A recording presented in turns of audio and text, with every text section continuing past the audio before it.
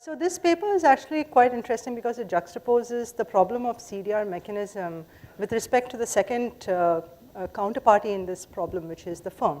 And so the title of the paper here that we are presenting is Evaluating the Impact of the CDR Scheme. And it's co-authored with two of my team members, Kanwalpreet and Sargam, who are sitting right there.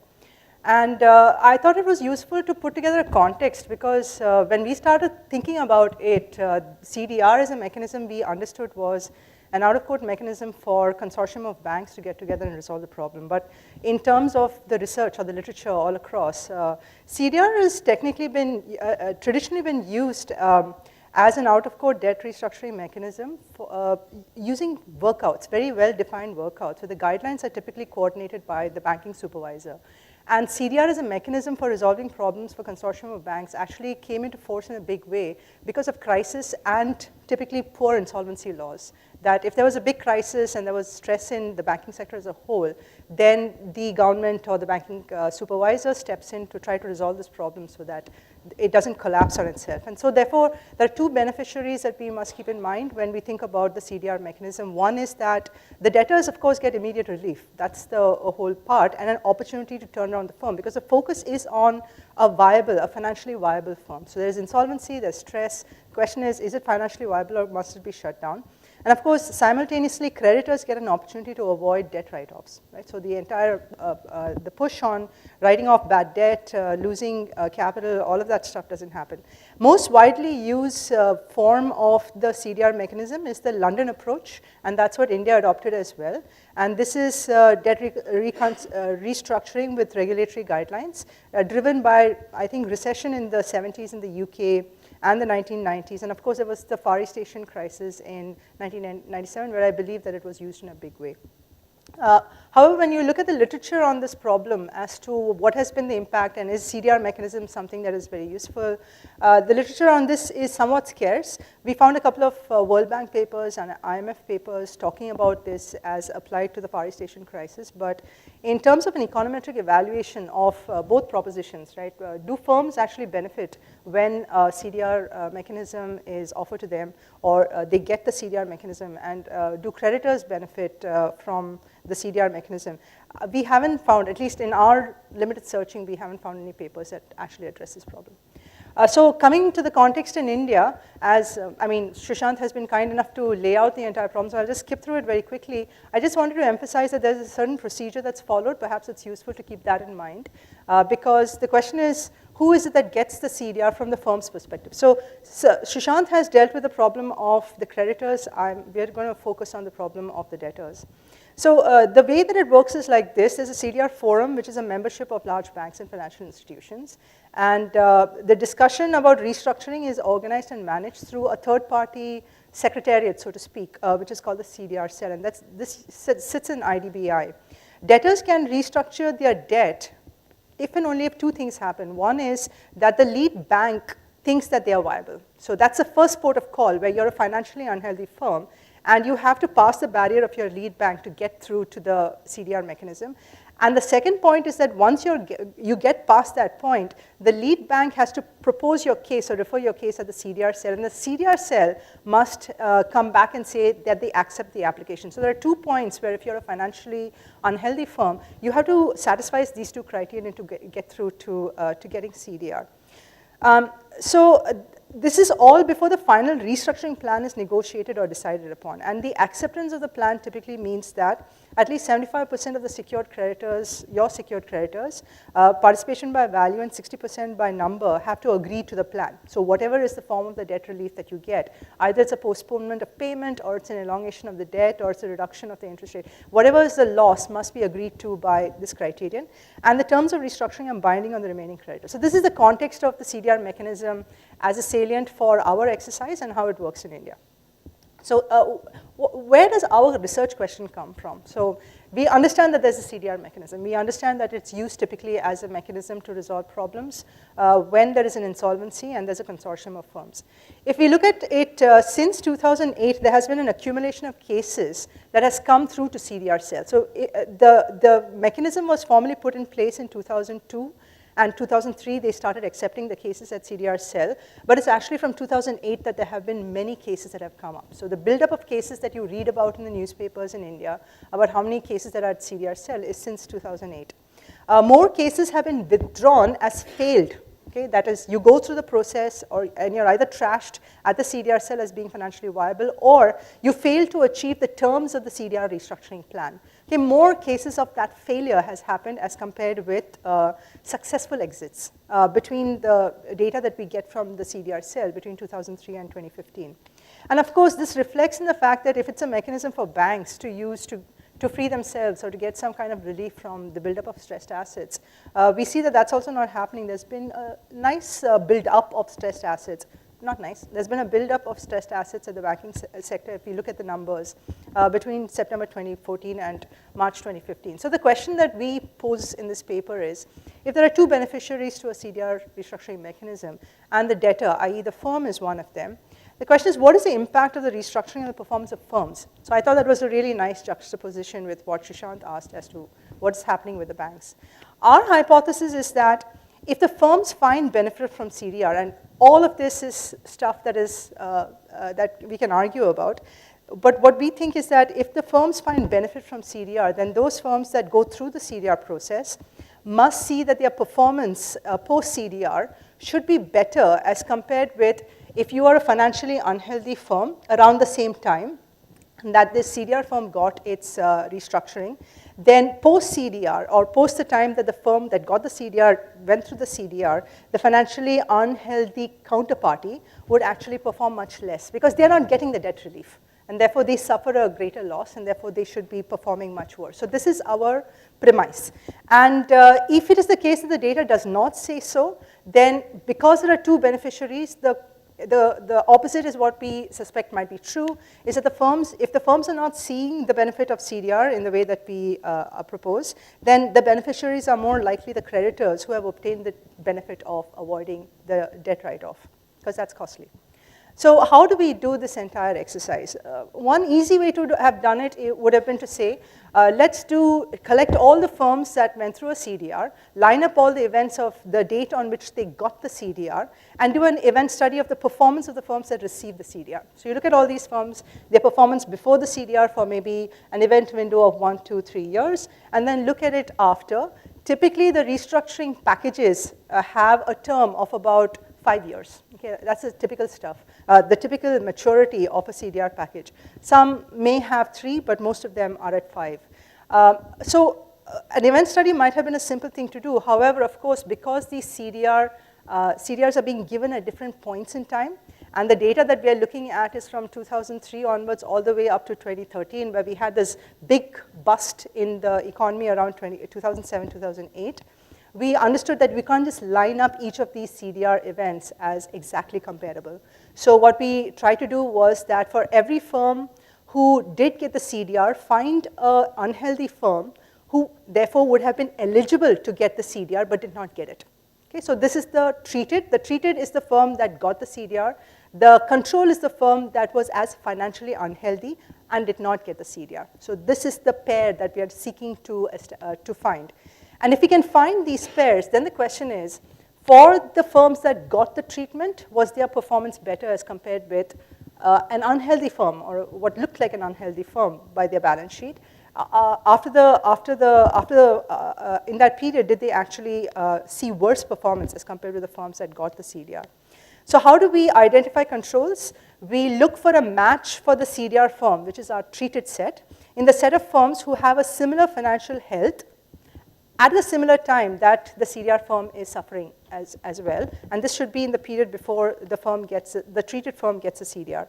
And what we do is we compare each treated and controlled firm performance in a plain simple event study, except here, of course, now we have two sets of firms in the event study. One is the treated set, one is the control set. And as Srishant also described, we do put the data through a difference in difference estimation as well. So if the data is consistent and the story is consistent, then both these results should tell you a similar tale. What is the data? The source for identities of the firms that receive the CDR, the dates on which they get their CDR, we were able to get it from the IDBI CDR cell, which was collected and managed and put together by Prabhala at CAPRAL. The source for balance sheet and profitability information is ProS. What is the scope? We're looking at all manufacturing firms that were restructured under the CDR mechanism. Sample period is 2003 to 2012. And the data set analyzed, therefore, since we are trying to do this match between the treated and the control, and the CDR approvals we found during the period of 2003-2012 are 491 firms. They are the ones that were approved and given CDR. However, only 205 of these manufacturing firms were found in ProS with consistent data for the period that we wanted to understand or study them. So ultimately, the data set that we are analyzing is 205 firms across all the industries that were possible. So let me give you a brief run of the results. What is it that we find? And I know that this is not going to be perfectly visible, but what you should focus on are the two solid lines. Okay, and this is an event study. The center line is the date on which the treated firms got their CDR. We're looking at 3 years before that period and 3 years after. So each dot on the solid lines are the years before and after. The black line, the black solid line, are the firms that got the treatment of CDR. Okay, and there's a gray line that you can see, I hope, which is sitting above it, interestingly enough, which are the firms that were the control firms that were matched but did not get the CDR. Okay, so this is a point-on-point comparison. And what you'll observe is that in the period before the CDR, these firms look like they're similar in terms of return on assets. Okay, that's the measurement variable or the performance variable that we've chosen. We've chosen a couple of others, but the story is reasonably consistent. So if you look at the average return on assets, you'll see that prior to CDR, for years -1, -2, and -3, these two sets of firms look reasonably similar. It's on the year of CDR that things really go bad for the firms that got the CDR. And then what is interesting is that after they get the CDR, they match performance of their control.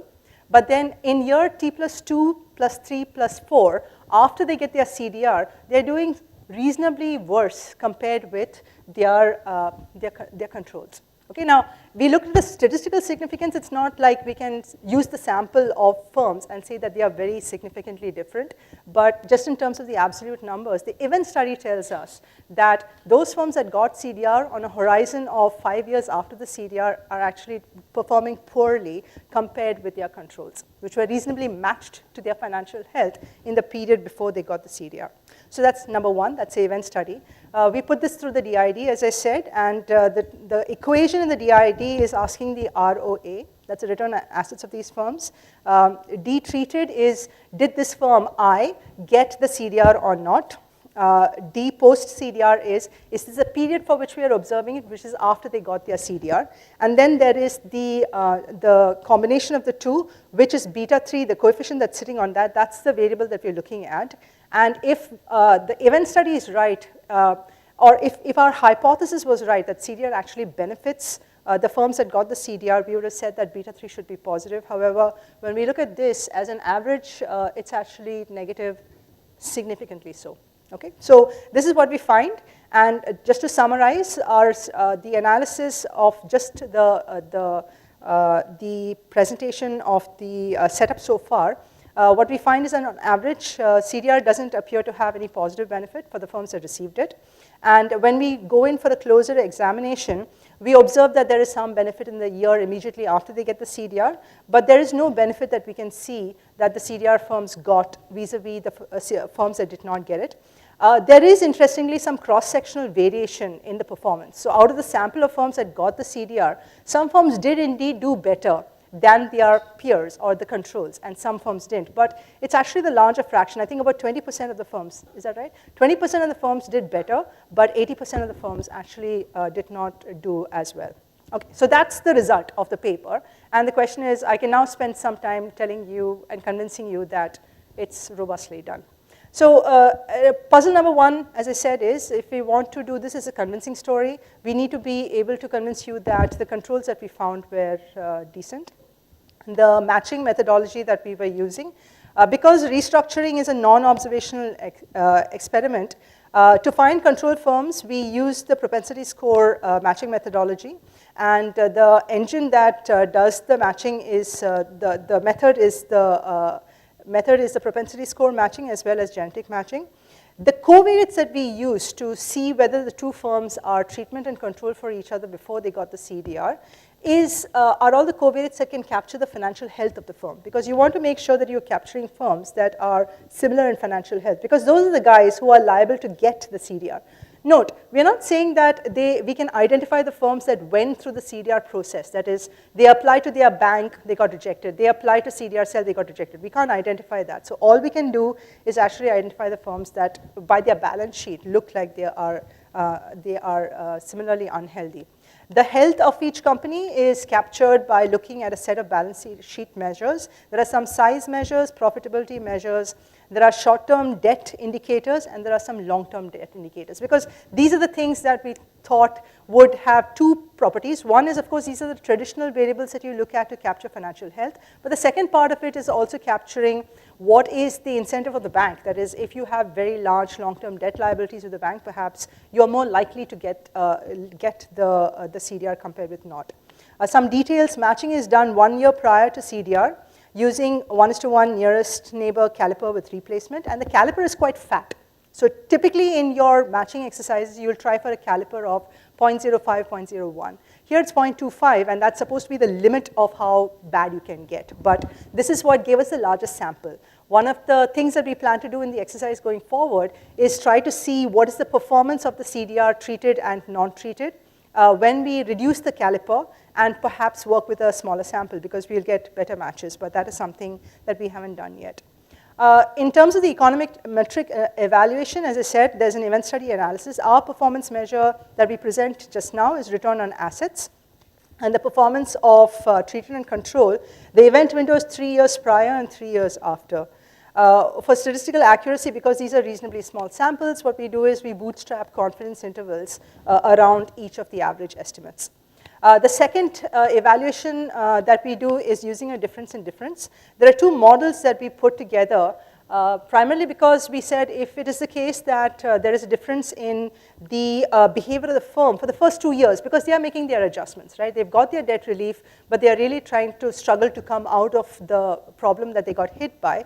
So is it the case that CDR actually works if you look at a horizon of performance, which is between after 2 years and all the way up to 5 years. So we broke up, the first one that we did was just say, what is the performance of the two sample in the absolute window, which is this model. And in the second model, we broke up the window into two parts, which is one which is the performance of the firm just after CDR, that's the first 2 years after CDR. And then we looked at, did the performance of the firm adjust because they got used to the new environment, and they actually did better from the third year onwards. So outcomes on matching, this is probably really not visible, but matching works, because earlier there used to be a distribution which was shifted to the left, and now after matching, they are pretty much overlapping each other. There are some match balance where we look at the set of covariates that we use for matching. We also looked at the set of performance measures. And you know, when we actually put out the data, I guess some of these things will be things that you can go through and we can argue about. But I do want to go through the performance because I've got 2 minutes left. You've already seen this graph. As I said, when we looked at the data, we observed that for those firms that got the CDR compared with their control, they're not doing too well, even if you look 5 years after the CDR. The DID estimates are presented in this slide, and you'll see that the beta 3 in model 1 is significant and negative. Beta 3 in model 2, where we broke it up between the first 2 years after CDR and then the years after, beta 4 is the variable that we were interested in, as well as beta 5. So the first 2 years after CDR, we're not sure whether, the DID estimation is not sure whether there's a big significant difference between the CDR firms and the control firms. But if you look at the performance 5 years after, you see that it is significant and negative. Okay, this is the piece that I just wanted to briefly talk about, because this is the point at which we asked, is it similar for all firms? All the CDR firms, are they consistently worse compared with their control or not? So what we've done is that we've broken up the set of CDR firms, that is the firms that got CDR, into two sets. One where the performance of the firm that got the CDR for 5 years after, okay, the median of the performance is actually better than their control firms. Okay, that's what is put up as the black line. So these are what we call the quote-unquote good CDR firms because they actually got the benefit of CDR and they appear to be doing well compared with their control. The gray line are those firms where if you look at the median performance of the firm 5 years after, or on an average over the 5 years after they got their CDR, these are what we call, here the CDR firms are performing worse compared with the control firms. And that is the gray line that you may be able to see. And so we put up the picture of how the good firms versus the bad firms amongst the firms that got the CDR performs. And we see that there's a distinct difference in behavior of these firms. And this is something that we're going to leave you with because this is the next phase of research. Why is it or what is it that drives the behavior of the good firms versus the bad firms? It's not something that we can obviously see from a simple analysis of the covariates because prior to CDR, they seem to be doing exactly the same. But post, there is something about these two firms that are different. Thanks. So future research, I'll just put this up. Question to ask obviously is if CDR does not benefit the debtor who receives it, then do the creditors benefit from the debt write-off? Okay, that's the first question that we need to flesh out a little better. Possible channels of identification may be heterogeneity in benefits for banks that participate in the CDR process, and here probably do it as a case-to-case basis. So we know that by default, some banks will always participate in the CDR process, but there are banks that choose to opt out of it. And perhaps if we can get to see the performance of those banks that consistently keep out of the process, do they do much better? Do changes in guidelines on the debt write-off affect the outcome? So those are the two identification channels that we thought out in terms of the creditors. CDR mechanism involves guidelines on possible workouts. Is the observed outcome a function of that? What are the factors that affect which firm benefits from CDR and which do not? Are these outcomes because of firm characteristics, or are these a result of the type of workout received in the CDR? For instance, Prabhala's data set does show what is the CDR's package, restructuring package that is given to each firm. If we look at the elements of that, does it guide us on who will be a good CDR firm or a bad CDR firm? Our future research questions that we plan to write on. Thank you. Okay, so what I'm going to do right now is just discuss the two papers that were presented a little bit. My comments are going to be sort of big picture in nature, although I have some specifics on the methods that are being used.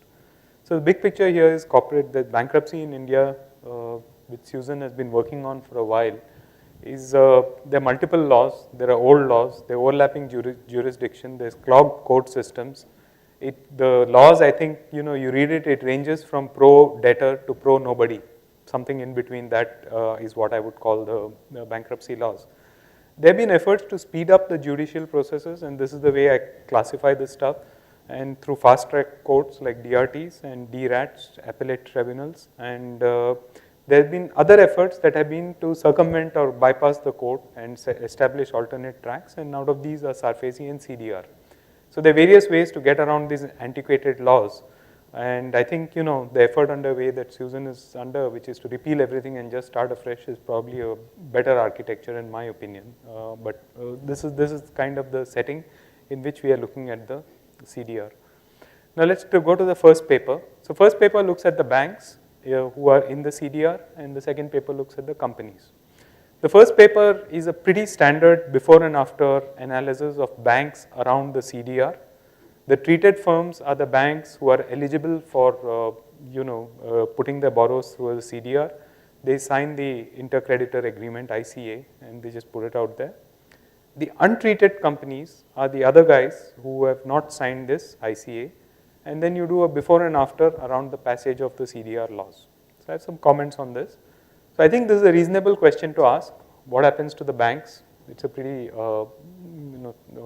reasonable thing to do. And what has been done here is pretty reasonable given what data are available and given the question on hand. But I have some further questions on what is done out here. So one thing the authors tried to address and recognize is basically there's confounding effects around over here. There's SARFAESI that was passed a year before. There's also actually a bunch of questions about the legal validity of DRTs that got resolved, around this time. And so there are these confounding treatments that are going on. And one falsification that the authors do is use 2002, but you know, these changes often act with policy lags. And so I'm not sure that 2002 is a reasonable falsification, reasonable for falsification. Having said that, I'm not quite sure what else to do because things are all changing around this time. So I thought that the strength, I think the claims are a little strong relative to you know, all kinds of things that are going on. I personally would not pin this down exactly to CDR and say that basically all efforts to improve the bankruptcy system seem to have benefited the banks. I think that is the better conclusion to draw, and that's a more reasonable conclusion to draw. And I don't think that takes away from the paper at all, and it contributes to the current debate that if you kind of repair the system, it seemed to have worked in some ways. The second issue is that this is the big issue that jumps out at you. Is there some endogenous selections on who signs the intercreditor and who does not sign the intercreditor agreements? And you know, this is an open question out here. This is posed as an exogenous treatment that is given to some banks and to the others. I am not quite sure how they were picked, and there's nothing in the paper that justifies that this is completely exogenous. And so this is an area in which I would encourage the authors to actually spend some time on the institutional detail, argue it is exogenous and why it is exogenous if you really want to take the path down the causality route. And if not, there's nothing wrong with it's not being exogenous, but at least do some more efforts to rule out unobservables by looking at the names that were involved and try to tease out the variation within the names. Rather than dumping everything into one pool, which is ICA or not ICA, I think the heterogeneity is actually potentially a source of interest out here, and some within the ICA may be more interesting than the others within the ICA. So I thought that that was a, it stares at you when you look at the paper out here. The third is a technical point, and that is, everybody uses the Z-scores. And this is all going back to Altman 1968, some format or the other. The guy came up with a handful of a few dozen companies and had a Z-score, and everybody is modifying the Z-score somewhere or the other since then. So basically it's kind of three elements over here: profitability, leverage, and the volatility.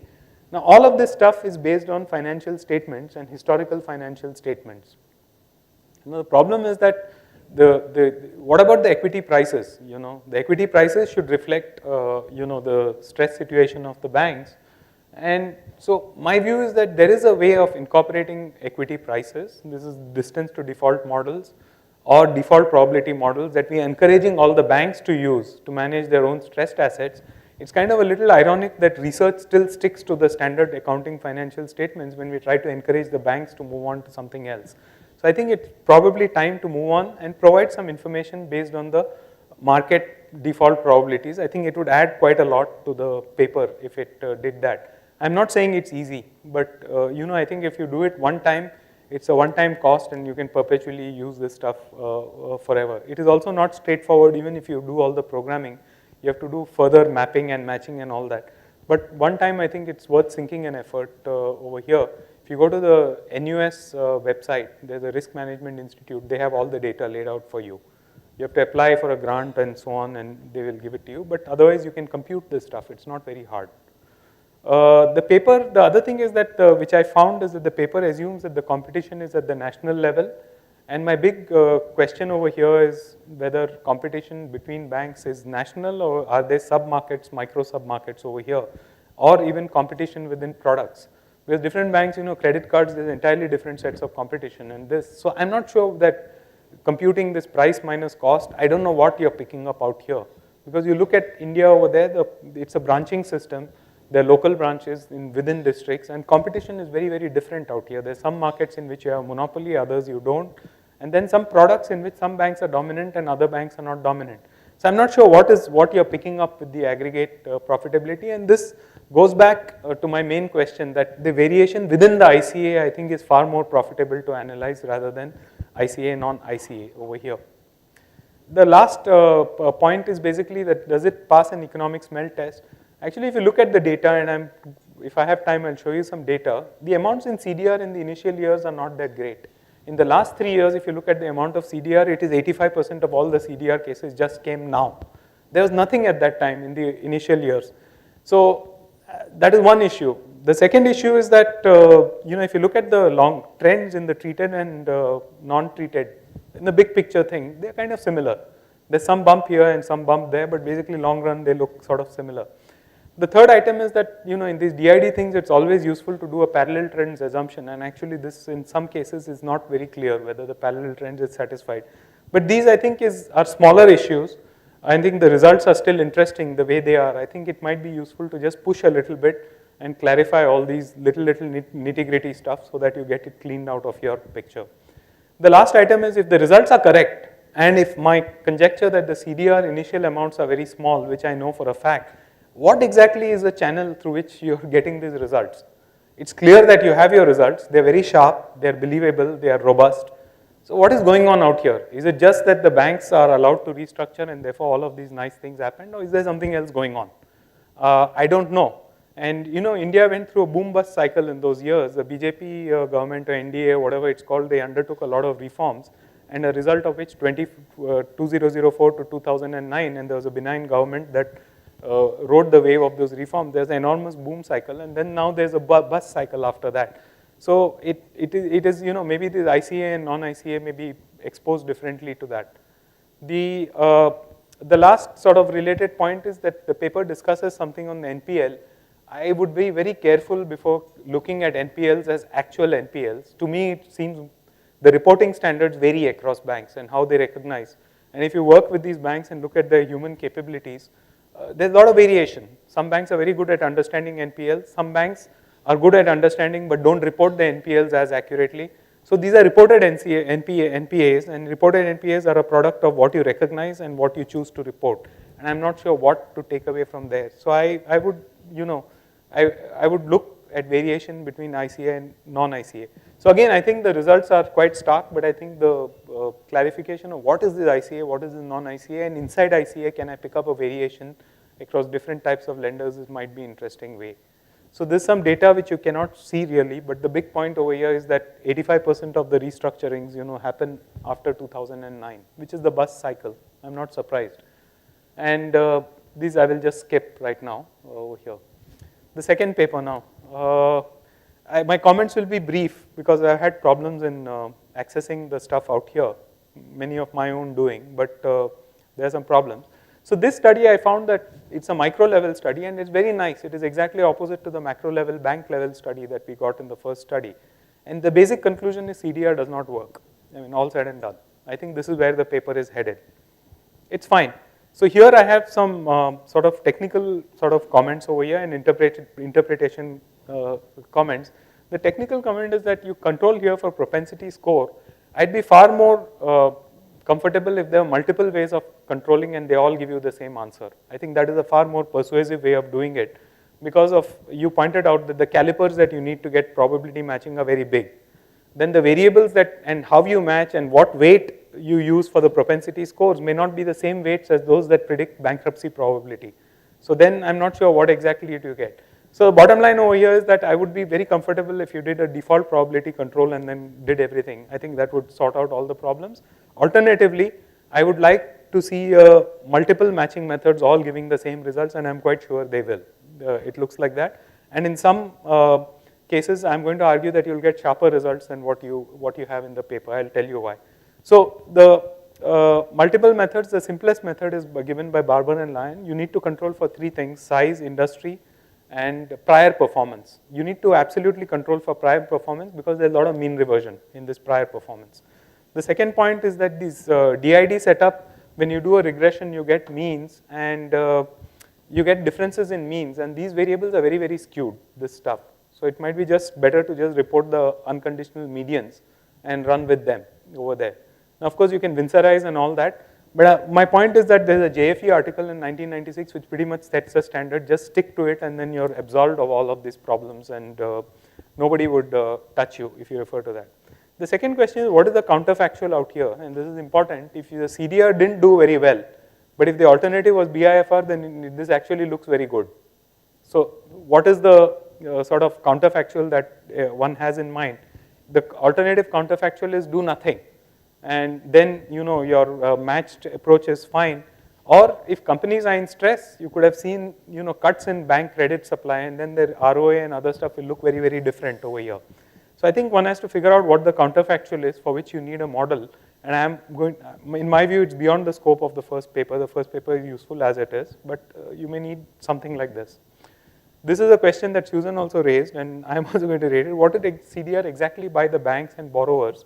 And this will need granular analysis of all the actions that these fellows take during that. The post-CDR performance, and this is where I think your results will get stronger. You find that the worst companies do worse. But the normal course of action, if you run a random sample, is that the worst companies do better and the better companies do worse. This mean reversion in accounting performance is very strong, and it is the single largest phenomenon that you'll see in the data. So actually, if you go back to your data, I think your worst will look really terrible if you control for prior performance. This is my hunch. And so the results are much, much stronger than what you have out here. So why does I think it's also useful to ask why does the CDR not work? And this is something that Susan touched upon. And the related point is that I think informing this analysis with some sort of structure might be useful by looking at what kind of bank syndicate comes into the CDR might be useful. And then the last point, which is relevant for all the studies here, is there's enormous structural shifts in the number of CDR companies over here. Just more keep entering after the 2009. And the CDR process for all these companies that started after 2009 continues to be live right now.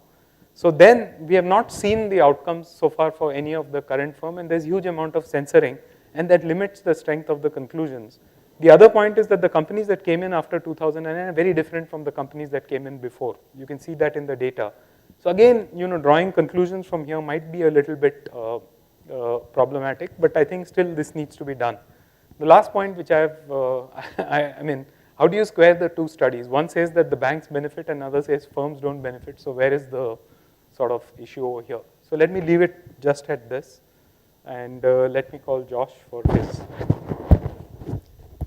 Susan, do you want to have time for comments and stuff, responses, or let Josh do his? Sure. Yeah.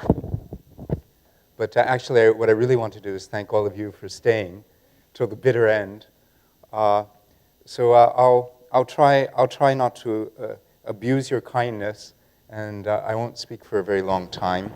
And I certainly won't show you any equations or complicated charts or anything on the screen. And I'm not even going to talk about the two papers because we've already had an excellent set of comments, and there's really nothing that I can add. I really want to talk about some of the themes of this afternoon, including CDR, including the new bankruptcy code, and talk in very, very general terms. So the big question that I want to ask is, why should we care? Why should we care, really, about getting a new bankruptcy code? I mean, after all, India's gone for nearly 70 years without such a code. And while, yeah, sure, you can think of all sorts of problems with the existing system, the world isn't perfect. And there are all sorts of things that we just put up with, and we figure they'll just get fixed at some time or another. But they're really not pressing and urgent matters.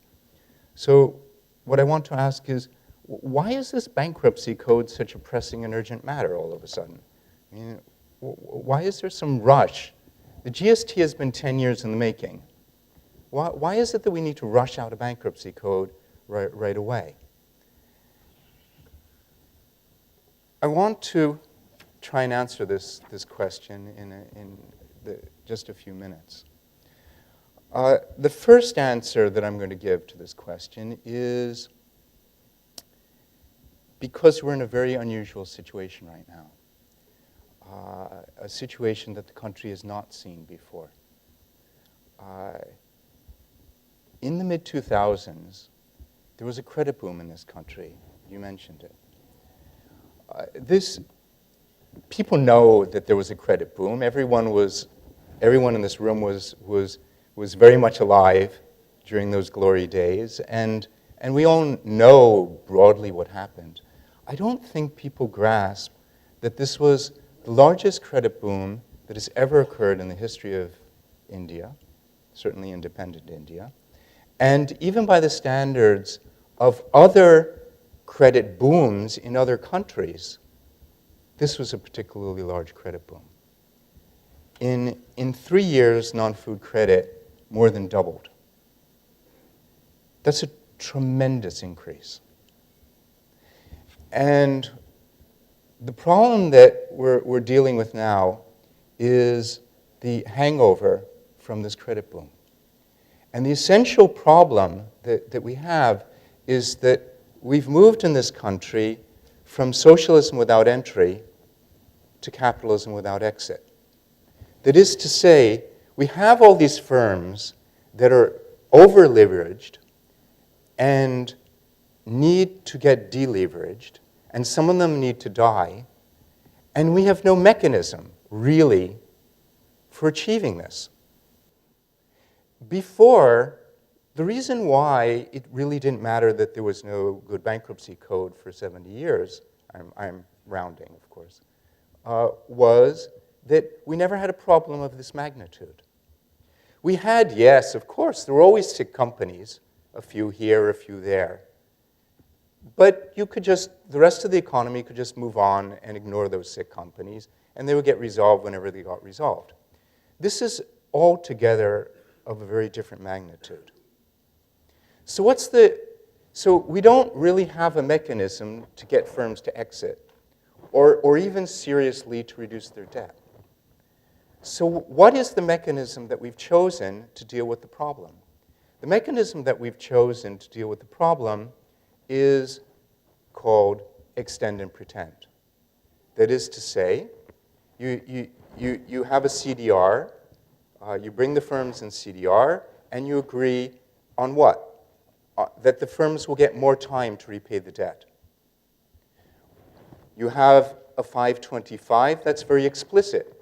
You just reschedule loans for 25 years and pray for a growth miracle. Right? That's been the strategy. Now, all right, what's wrong with this strategy? Maybe something will turn up. Maybe the economy will start to boom again, and a rising tide will lift all boats, and we'll all be fine, right? After all, let's look at the facts. There was a credit boom before, in the 90s. In the early 2000s, we had to deal with it, and that problem got resolved. Extend and pretend worked, and this time it's already been working for 5 years, right? Basically, the problem started to materialize, as we just heard, around 2010. So it's now been 5 years that we've been playing this game of extend and pretend. And basically, everything is held together. Right? There have been no major catastrophes. So why don't we just continue this game and let it go on? Right? Why do we need a bankruptcy code? Who cares? Just let this thing go. Right? Now, the head of one of the major banks, one of the most respected banks in the country, said a few days ago exactly this. He didn't use these words, but he said, yeah, there's some debtors who are having problems repaying their debts. I'm giving you the gist of what he said, not his actual words. He said, but these aren't the biggest companies. And in fact, these are companies that a few years ago, nobody ever even heard of. So that last part was a quote. So I ask again, all right, so if it's a problem with these companies that nobody's really heard of, who cares? Who cares, right? Okay, let me give you two answers. I'm slowly building up my answers here, right? The first is, and this came out earlier today, well, the current situation is a little bit unfair. And I'll tell you why. Because the system, the CDR system, the 525 system, is geared to help whom? It's geared to help the banks. That's a particular class of creditors, not all creditors. So let me give you the story of Amtech Auto. Amtech got into trouble over the summer, and by October, they defaulted on some of their bonds, as everybody here knows, I hope. But what's less known is that they've remained more or less current with the banks. So in other words, what they did was they unilaterally decided there's a certain class of creditors we're not going to pay, the bondholders, and we're going to use that money that we've saved so that we can remain reasonably current with the banks. This kind of system is unfair. All right, but still, right? The world is unfair. There are a lot of unfair things that go on. You know, this is really not the most egregiously unfair thing that's ever happened in this country. So why do we care?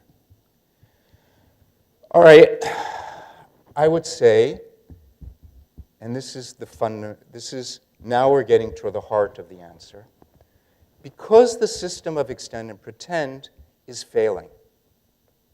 It's failing for the reasons that Susan mentioned, that CDR isn't solving the problem. There's some data which Susan didn't mention that's available on the CDR website. If you look at the restructurings from 2010, 2011, 2012, the ones that have had some time to season, as they say, about a third of those have failed. The companies have just been completely unable to comply with the terms of the CDR. So they're failing in that sense, that already, in just a few years, the agreements are falling apart. But I want to step back from this and ask, what's the broad problem here? And I'll tell you the broad problem. The broad problem, the reason why this system has worked, extend and pretend has worked for 5 years, and it's failing now, is very, very simple. There's a macro reason for this. And everybody knows it, the facts, but I don't think people have grasped the implications. Since 2010, there has been very, very high inflation in this country. We all know, anyone who studied economics knows inflation helps debtors. It inflates away the value of their debts, right? Olivier Blanchard, the former chief economist of the IMF, says that inflation is debt restructuring without lawyers. It's an incredibly efficient way of restructuring your debts, right? So imagine from 2010, 11, 12, 13, there was 10% inflation. The debts were declining in real terms. And everybody knew this. The companies knew this. The banks knew this. And people could see, you just continue on with this, and the debts are basically going to disappear. So extend and pretend, in a way, works. But what's happened? All of a sudden, we got a new governor of the RBI, and he got serious. He said, no more inflation. And the rest of the country said, thank God, because we cannot take this double-digit inflation anymore. And they were right, of course, right? But what did it do to the debtors? So let me give you some very, very simple math here, right? Right now, a few weeks ago, the nominal, the GDP numbers for the second quarter were released. Nominal GVA was growing at 5%, just 5%, right? So in long-run equilibrium, the growth of GDP in nominal terms is roughly how the rate at which your sales are going to grow by, the rate at which profits will grow by. So roughly, companies are sort of generating cash flow on average in the whole economy. Forget these small indebted groups. I'm talking about the entire economy now, right? The entire economy, you're generating cash flow that's growing at a rate of about 5%. What's the rate of interest? The base rate is maybe 10. For stressed firms, it's somewhere between 13 and 20. And that's compared to a nominal growth rate of 5. This is acting like a vice on firms, right? Their interest charges are growing 10, 13, 20% per year, and their sales revenues are only growing at 5. This continues, and more firms are going to be in deep problems. They will not have the funds to service their debt, right? Banks know this. They're perfectly aware of what's going on. They may not think in macro terms like this, but they hear the stories that their clients are telling them. Their clients are telling them that, oh my God, our sales are growing 2.5%, whatever, and I don't know how I'm going to pay the interest charges this quarter. So what is the impact here, right? The impact that you actually see in the real world, you just go out of this room and talk to people, is that banks are starting to balk. They're perfectly willing to play extend and pretend when there's a prospect that one day the nominal debts can be repaid, say because they've been inflated away. But if they see a situation where the firms are getting locked in a vice, they think, oh my God, what happens if I wait? The situation just gets worse. So let me go back to Amtech again. What is Amtech doing with its banks? Amtech is trying to arrange a debt rescheduling with its banks under 525. Since October, it hasn't been able to arrange it. Why? Because you need 75% of the banks to agree. And they cannot get 75%.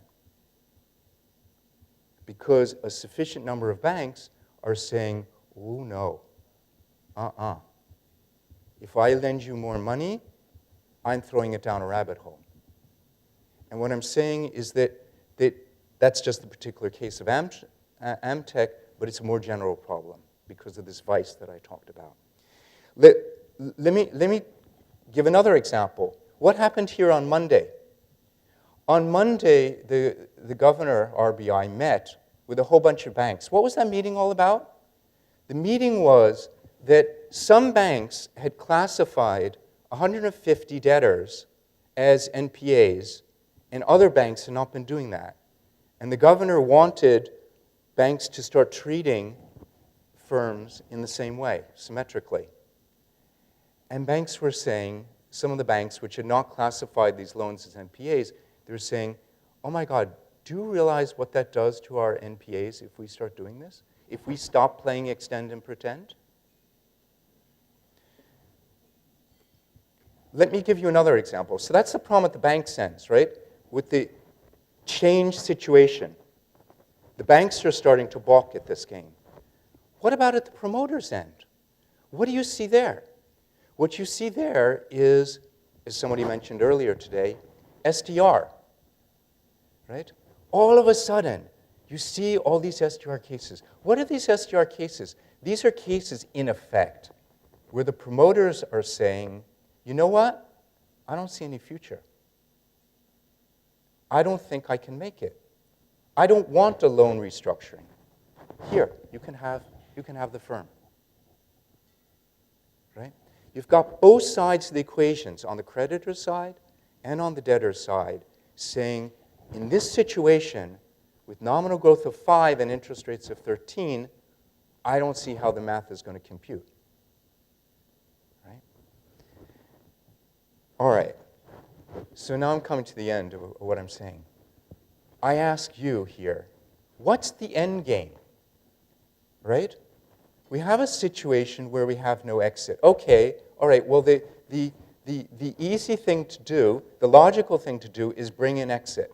Bring in a bankruptcy code. Now I'm answering the question that I posed in the beginning. Bring in the bankruptcy code. But let's be serious here, right?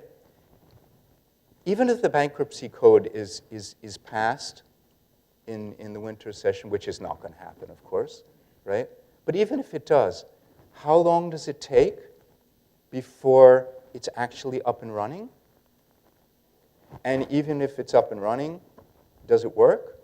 Right? I mean, you've got to get, there are all sorts of institutions that have to be put in place, insolvency professionals recruited and so forth, right? So then I ask again, and I don't have an answer here. What's the end game? How do we get out of this box, right? All right, so let me ask a final question. How much do we really need to worry? Maybe we don't need to get out of the box. Maybe we just get stuck, and, well, you know, we get stuck in many other things, right? I'll mention two problems, right?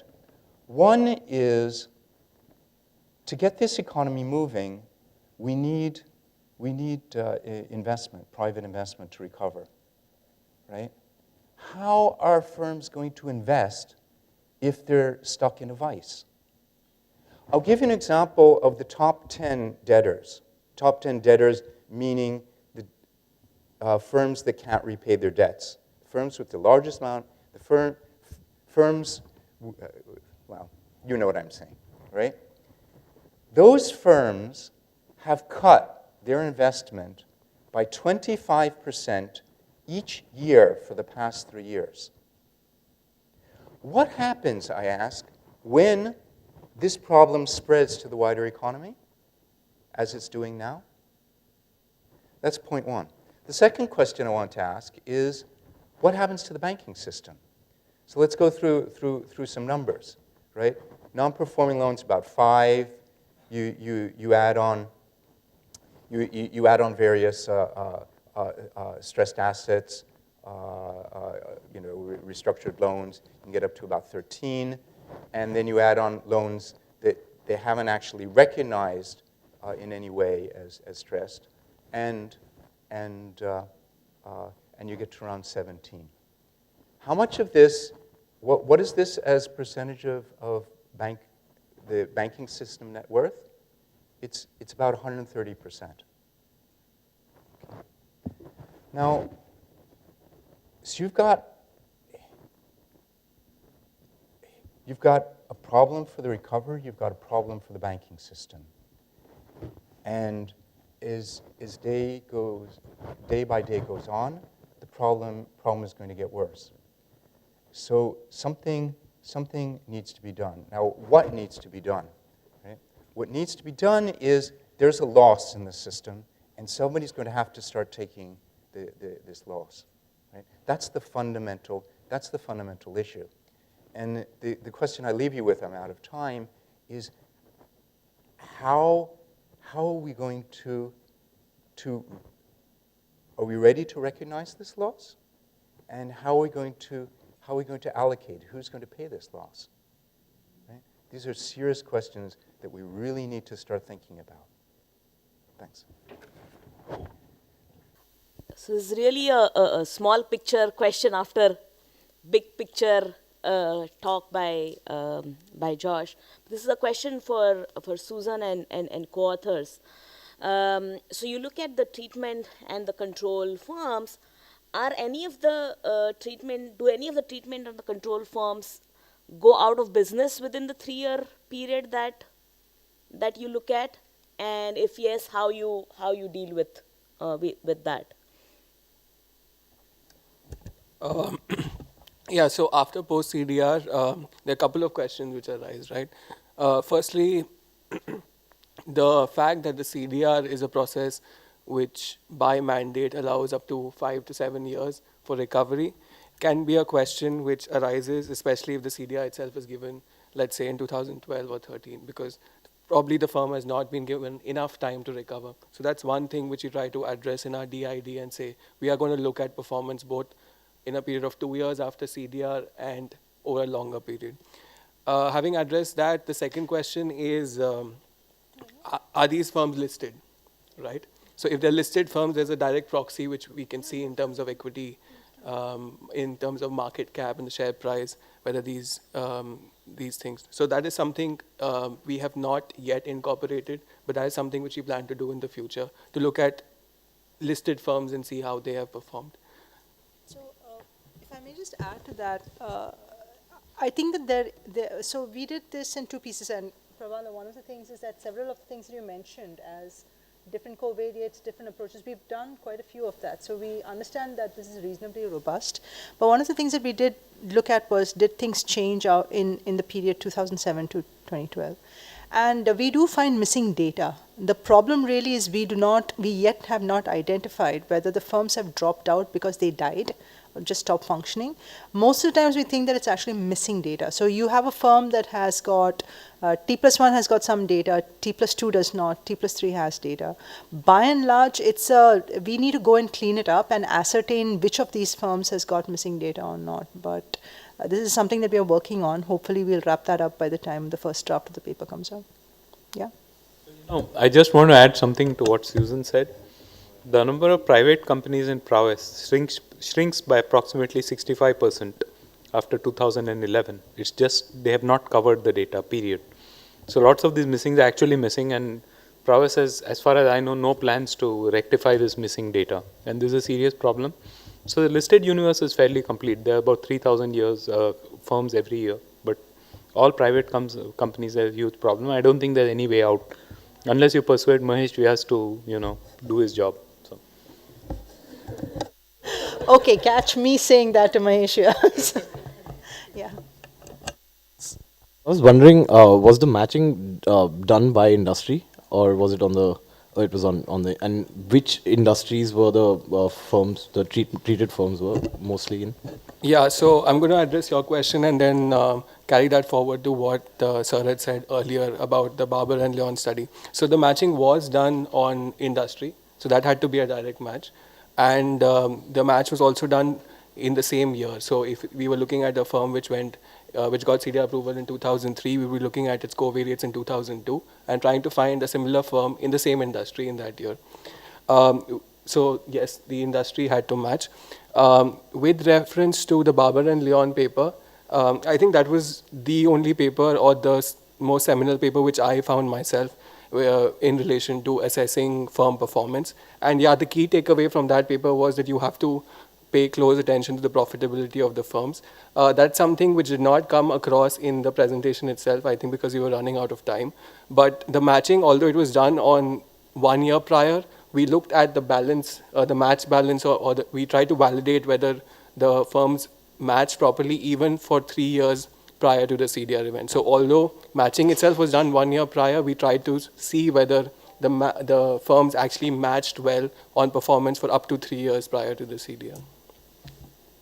Also, I'll add it to this. When we talk about multiple controls in the covariates,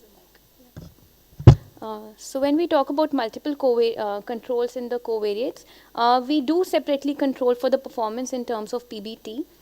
Industry-wise matching, yes, is happening as Kanwalpreet has mentioned. So size is one thing that we are covering in the propensity scores that we obtain after matching. Yes, we can account for it separately as well. Then another good question that we would like to explore is that what is happening to the control sample, whether it's BIFR, whether it's the supply of credit from individual creditors, or it's nothing that the firms are trying to survive on their own. Then second, one more question which appeared was the median versus mean approach in DID. Definitely we would like to explore that question. Thank you.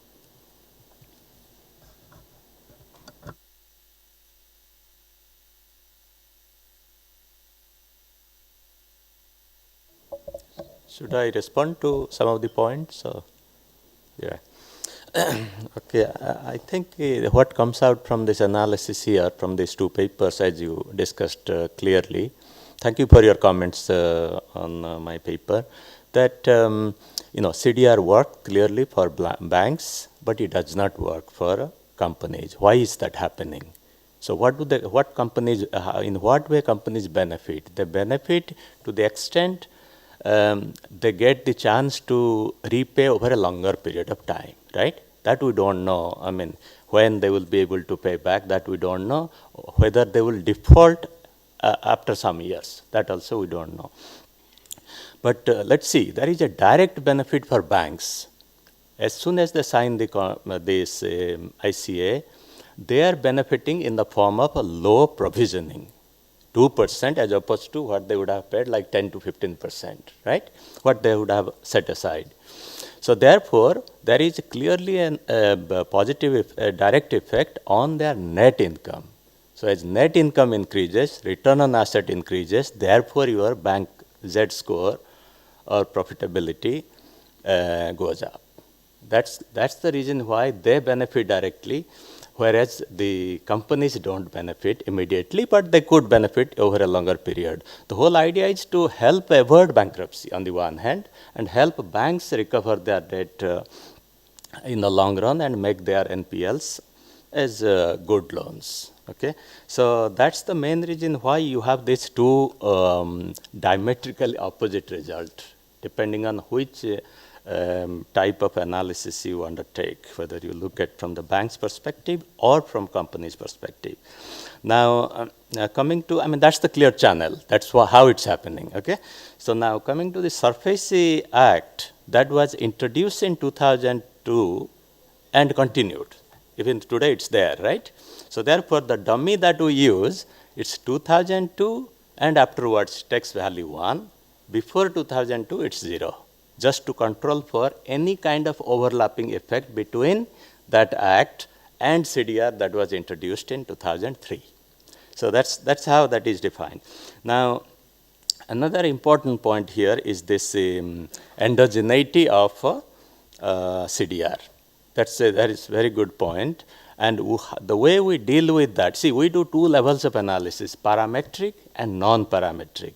The way we deal with this endogeneity of CDR is through looking at some of the bank level characteristics, like how old a bank is and whether it's a listed bank or not. If it's a listed bank, clearly we are taking account of the equity prices, etc. They are coming into play. And we are also looking at the size of a bank. It's a big bank or a small bank. And there are other range of other factors which we take, because these things can determine whether your propensity to participate into CDR. So therefore, CDR becomes an endogenous variable. And after having done that, then you look at what happens to the average treatment effect for the treated group, that is, the banks who joined the CDR. And that turns out to be positive and significant. And this comes out clearly from the data. So that we also deal with this endogeneity. I mean, I clearly take the point that there is this endogeneity problem and it has to be dealt with. And there are two ways we have dealt with that. The selection, we have separated into the selection equation, and after having determined the selection effect, then you look at the stability. So therefore, what we find is there is no correlation between the residuals of these two regressions. So in that sense, the result is robust, and the only way you can explain is by looking at the direct effect that banks derive by participating in this program. And so whereas companies don't benefit, I agree with the points. Even Josh actually discussed this point before, getting data from the Credit Suisse report, right? Credit Suisse tables, and there also I had seen. So companies are not benefiting from this program, but banks do benefit. There is no one single bank failure we have seen so far. Thank you.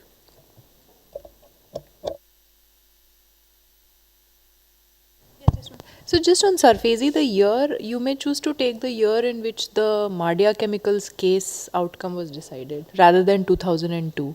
So, this 2002 was the year of the legislation, but there was some legal challenge to the use of such a draconian law.